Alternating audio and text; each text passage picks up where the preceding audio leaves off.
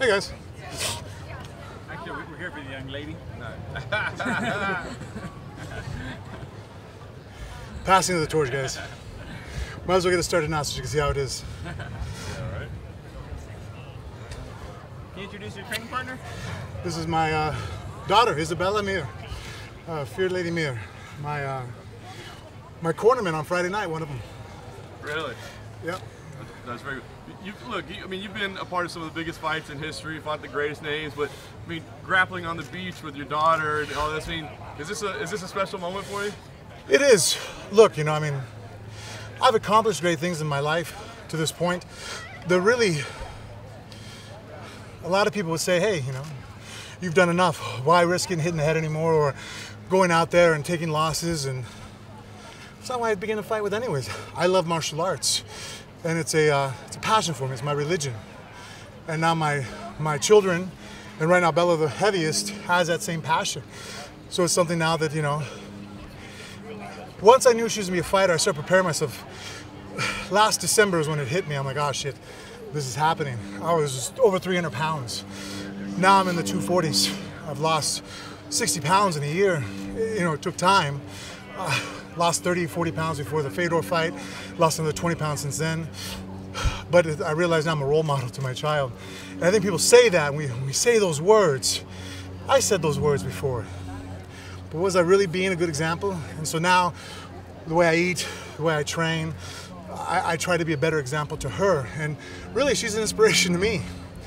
I had a kind of but it was like an aha moment.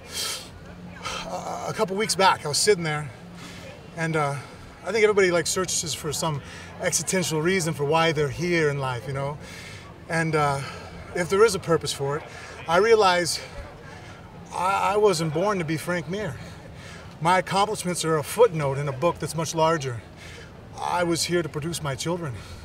They're truly the superstars, the prophets, My daughter, I will be known as the father of Isabella Mir, more than I'll be known as Frank Mir before it's all said and done. It's intriguing because I was going to ask you, this matchup, I wondered, how is Frank Mir getting up for this matchup? No disrespect at all to your opponent, but, again, you're coming off a fight with Fedor, Yeah. How do you get up for it? It sounds like it doesn't even matter who's on the other side It doesn't matter.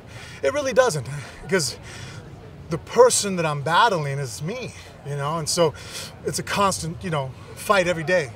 I think my coach was pissed at me because Monday when we came in, I had a shitty workout. I was in my head screaming at myself, just angry because I want to be able to turn it on at will. And I've had a phenomenal camp, the best one I've ever had in my career. Carl Prince is a new addition to my training, very much into physical preparation and health. There's times I've came into practice and we don't train. He looks at me and goes, no, we're gonna roll, stretch, do activation. We're not hitting a pad. You're not gonna grab anybody.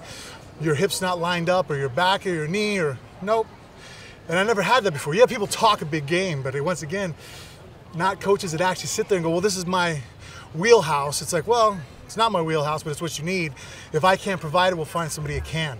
And so that's helped me massively. And so for me to have a bad day of training, it's just another eye-opener, I guess. I am human. And fuck, it made me angry. The only thing that actually broke me out of it was Carl.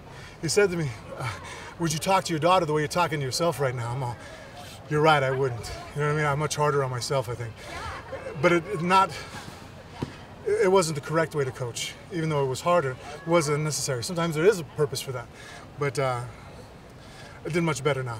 Can you talk about the realization that you're okay with your daughter fighting? Because, you've lived this game, you live this sport, you know how tough it is, and I don't think anybody wants to see their kid get punched in the face, right? Yeah. But it sounds like at this point, you're not thinking if she does it or if she wants to, you're saying she's going to. Yeah, it's happening. I think we'll probably get her some fights in the, hey, Princey, World Championships maybe this summer, is it? Bahrain, the Amateur World Championships. So, look, is fighting inherently have a little bit of danger? Absolutely. My son's cage specifically right now has a phenomenal talent for football. I'm terrified of football. I don't want my kids to play football. I tried to get them to play baseball. She played football too. She goes and starts on the freshman football team over at Gorman for the boys. But worse than, I have friends that are in the medical industry, and they try to scare me. Oh, your children, this and that. You know what's worse than that? Destroying their soul. Do you know what I mean? Like, do I want to break my daughter's soul, take the light out of her eyes, as my wife so eloquently put it? When I try talking her out of fighting, it's like almost like I'm asking her to cut her fingers off.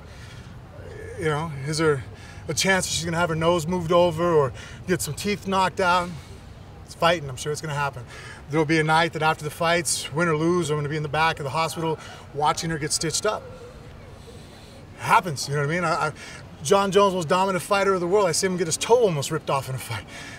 It happens, man. But telling her that she can't follow her dreams would be a much worse death. You're okay watching her fight. How is it for you watching your father fight? I mean, because the same thing could happen. You could be getting, you know, messed up. It's definitely nerve-wracking because it's your father and like you care about him so much, but it's also like a learning lesson. Like if he does something right, then I practice that move like 100 times because like I want to do better and like I want to prove what I could do in fighting as much as he does all the time. So like just kind of practice when he fights, and yeah, it does get nerve-wracking a lot, but in the end you love him and he's always going to be there for me. So that was another factor for me, putting her in a corner to talk about how did I get it for Javy Ayala? Look, Javy Ayala's explosive. He has his talent to him, you know? He really does. Does he have a lot of holes in his game? He does. Obviously his grappling is an area that, you know, it's no secret. I'm going to try to put him in that area and see how he responds. But that being said, I mean, Sergey Karakanov is a much better striker than Javy Ayala. They fight each other 100 times.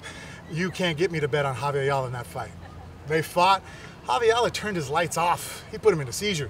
He landed that big fucking right hand, you know? So that's nerve-wracking. You can't sleep on this guy. So I was like, what can I do? I'm like, I bet you if I had my daughter in the corner. And now let's see if you're going to whoop my ass in front of my child. I've actually thought about it, and I'm like,